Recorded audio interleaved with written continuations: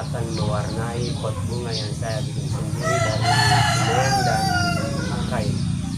Pertama-tama saya campur dulu warna yang ada di sini, yaitu warna putih. Ya, kita kasih dasar warna putih saja dulu, nanti selanjutnya kita beri warna yang lain. Kira-kira seperti ini. Kita pindahkan dulu ke tempat ini supaya catnya nanti gampang.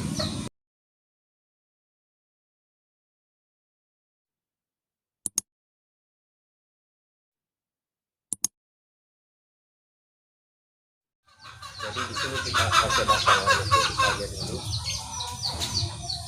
nanti digabung dengan warna yang ada di sini, itu warna biru dengan warna hitam.